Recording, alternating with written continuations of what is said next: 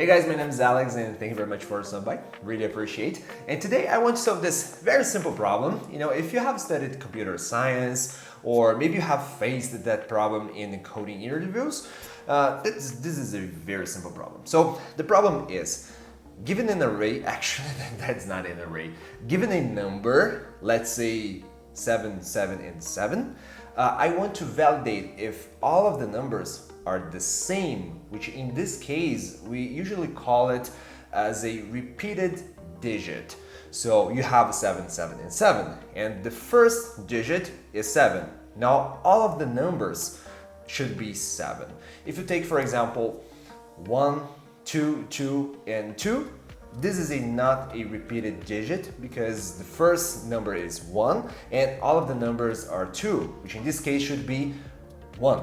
All of them should be 1. So 1 and 1, 1, 1. That's it. That's a very simple problem. And the reality, I think the complexity behind this problem is that you have to validate a few things. You have to map or convert this number to solve that problem, But usually this is a very simple problem. So without further ado, let's get into it. Here we go. As you can see, as usual, I'm using this Ruby online compiler, so you don't need to worry about the Ruby environment in your local machine. No, don't have any excuse not taking this video. Just a reminder, the way that we have been creating and solving these problems throughout the series was that I have a few steps that I want to take. The first step is, of course, reading the problem and understanding the problem, truly understand the problem, and that's the most important thing, because if you want to translate that into code, that usually is the easiest part of the problem. So you understand the problem.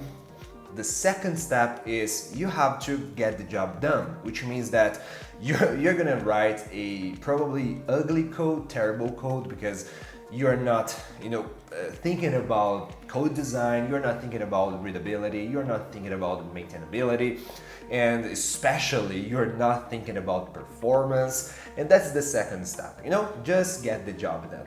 The third step, yes, okay, it would be great to have a more maintainable code, a more readable code, because you have some friends, some team members that will take care of that code later. So usually it's great to have a more readable code. And the final step, which in our case this is the final step, is that we can put some Ruby flavor, this kind of magic sauce that Ruby has, and solve that problem in a beautiful way. So that's it. That's the final step. Today, just to solve this problem, I want to solve that using the first and second step, which is understanding the problem and solve the problem just to get the job done. That's it. So if we start here, so I just want to validate the problem again, and just before going crazily into code, I just want to make sure that we are on the same page about this problem. So the problem is, I want to find repeated digits. Okay, so that's it. That's the problem. So if I have, for example, I have 777. So the problem is, if the first digit is 7, then all of the digits should be 7 in order to have a repeated digit. That's it. That's very, very simple. So this is a repeated digit. If you have 7, 7, and 5, this is not a repeated digit because you have 5 here. And if you have 4, 4, and 4, this is a repeated digit because you are getting 4 and repeating the number 4 in all of the numbers. Yeah, that's very, very simple. So the problem here is that actually the way that is, so you have a few ways to solve this problem, but the way that I want to solve it here is that I'm gonna take 7, for example, 777, and this is a number. Yeah, this is a single number. And the problem is that you have to break this down into different numbers. You have to break this down into 7 and another 7 and another 7, because you want to compare them, right? So one way to do that, one of the ways to do that is breaking this down into an array. So I'm going to transform that into an array. Let's say that now I have this 7 and 7 and 7. Perfect. And what happens is that I want to take the first digit, which in this case is, of course, 7. And then I want to say, hey, I get this 7 and I want to compare with all of the numbers in this array. So if all of the numbers are 7, then I have a repeated digit. That's very simple. If I have another number, let's say 445, and I'm going to transform that into an array, so it will be 4, 4, and 5. And now let's take the first digit, which is in this case is 4, and I'm going to compare. Hey, you have to ask this question. Are you 4? Yes. Okay. Are you 4? Yes. Okay. Are you 4? No, I'm not. So in this case, you don't have a repeated digit. Very simple. So let's get crazily now into code and let's see how we can translate this into Ruby. And again, as I said before, it doesn't matter if you're doing this exercise with Ruby, with Python, with Erlang, Java, Haskell, Clojure, whatever. The important point, I think that I can't stress it enough, but the important point is that we truly understand the problem that we have at our hands. That's it. And you break that down into a few steps that you can solve, and later, hopefully, you can translate that into the code that you like the most, which in this case, I'm using Ruby. So let's create it. So the first step that I want to take is I want to create this method, which in this case I'm defining a new method called repeated or Repdigit. Perfect. And I'm going to ask a question. Is Repdigit? And then it takes a number as an argument, of course, because I want to validate a number. Perfect. And then I'm going to call puts, which will print something on this console here, this kind of console. And I'm going to call Repdigit and terrible, and Repdigit with 7 and 7 and 7. That's it. This is a single number. Okay, so I'm going to receive that. The first step is I want to transform that into an array that will contain 7 and 7 and 7. Perfect. The first step, this is Ruby, of course, and you have, I don't know, 10, 20 different ways to do that in Ruby. In Python, you have different ways. In JavaScript, you have, but I'm gonna use one of them. So I can just say, hey, this is a number, and I want to convert that into a string because it's easier to manipulate that.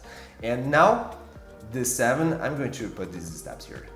You have 7, 7, and 7, and now you are creating this kind of string. 7, 7, and 7. Perfect. And the next step is I want to split this. I have this string. This is a unique string, single string, and I want to split that into an array. And what happens is that I can just say, I want to split this, and I'm going to use this kind of blank. That's it. So I'm going to split this, and I want to split each number, which in this case I'm using a number, but you could have a letter, and I'm going to split in each number, which means that now I have this. I have 7. Let's say that I have this 7, another string 7, and another string 7. Perfect. And you can actually execute this. Now, if I execute this, let me see if it's working. Yes, it's working. You have 7 and 7, 7. That's the same thing that we have here. And the next step is that I know that this is a string, and I want to convert that into an integer because I want to compare integers. And in Ruby, again, this is one of the ways I can just say, hey, Ruby, please map each number that you have in this array, and for each of them I want to call this method to I, which in this case is to integer. That's it. So again, don't worry about the syntax. If you don't know that, doesn't matter. What matters is the conversion here. Perfect. Now the next step, that was the first step, transforming that into an array. The next step is asking for the first digit, because that's the most important digit, because you have to take them and ask all of the digits. And in Ruby, you can beautifully do this. Array, please give me the first digit. Yeah, that's it. You don't need to. You could actually do this, for example, but it's really better to say array first. And then this is the digit. Amazing. Okay, that was the second step. The third step is that I want to compare this digit with all of the digits that I have in this array. And if I found one digit that is different from this digit, then this is not a repeated digit. That's it. And I can just say, hey, please, this will be kind of a plain English. Hey, Ruby, please count every item. Yes, every item or every number in this array where the number is different from digit. That's beautiful, You are just expressing yourself in English, and that's I can't say how I love this. Array, please count every number in this array where the number is different from digit, which means that if this count is equal to 0, that means that this is a repeated digit. I didn't found any number that is different from 7, in this case 7, which in this case I'm going to return true because this is a repeated digit, and else I'm going to return false. And of course, you might be thinking that we have another better way to do that, but again, as I said before, I don't care. This is the first version. I just want to get the job done, and that's it. And yeah, it sounds really okay. If I execute, let me see. I have this array. I'm converting the number that I'm receiving to this array, and then I'm taking this digit, the first digit, and I'm counting every digit number that's different from digit. And if this count is 0, that means that I didn't find any number that is different from the digit, and I'm going to return true. That sounds pretty okay, and that's the time that we execute. And yes, here we go. This is working. So if I don't know actually if this is working, let me check. If I change that to 88888, for example, let me see. Yes, it's working.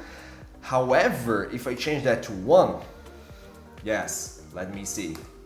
And yes, it's working. So this is not a repeated digit.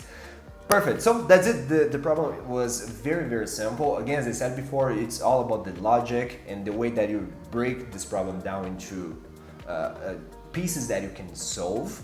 And by the end of the day, we solved that in Ruby. That's it. So I hope that you like it, and see you in the next video.